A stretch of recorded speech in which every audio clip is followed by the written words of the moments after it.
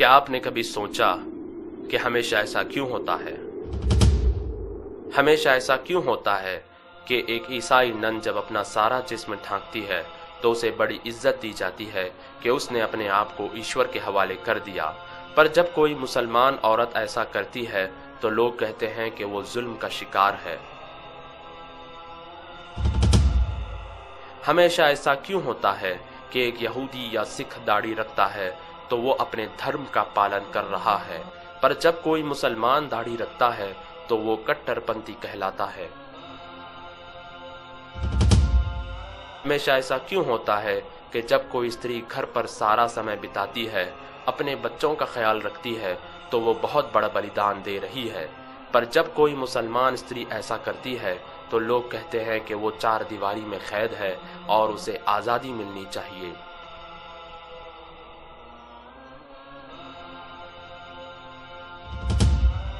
हमेशा ऐसा क्यों होता है कि जब कोई शिक्षक अपने सब्जेक्ट में आगे रहता है तो वो कामयाब शिक्षक कहलाता है, पर जब कोई मुसलमान लड़का इस्लामी शिक्षा में आगे रहता है तो उसका भविष्य बेकार समझा जाता है।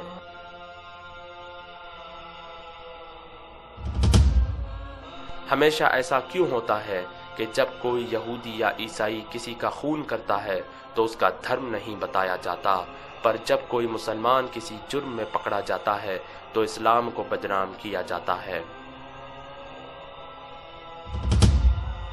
हमेशा ऐसा क्यों होता है कि कोई भी लड़की किसी भी तरह के कपड़े पहनकर कॉलेज जा सकती है, पर जब मुसलमान लड़की हिजाब पहनकर कॉलेज जाती है तो उसे गेट पर ही रोक दिया जाता है।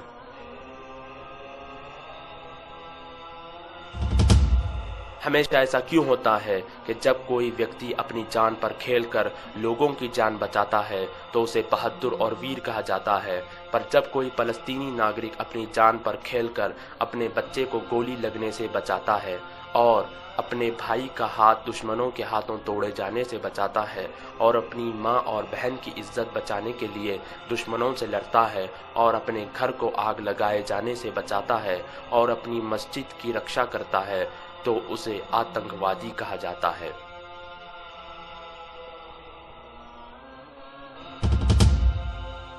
हमेशा ऐसा क्यों होता है कि हम किसी भी प्रकार की समस्या के लिए कोई भी समाधान ले लेते हैं, पर जब उसका उत्तर हमें इस्लाम में मिलता है तो हम इनकार कर देते हैं।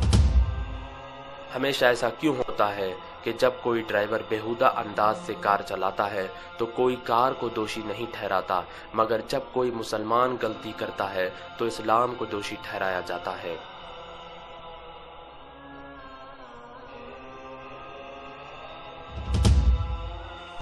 हमेशा ऐसा क्यों होता है कि लोग अखबार और मीडिया में बताई गई हर चीज़ पर यकीन कर लेते हैं, मगर कुरान में लिखी बातों पर सवाल करते हैं। पर इन सारी चीजों के बावजूद आज पूरी दुनिया में सबसे तेजी से फैलने वाला धर्म इस्लाम है।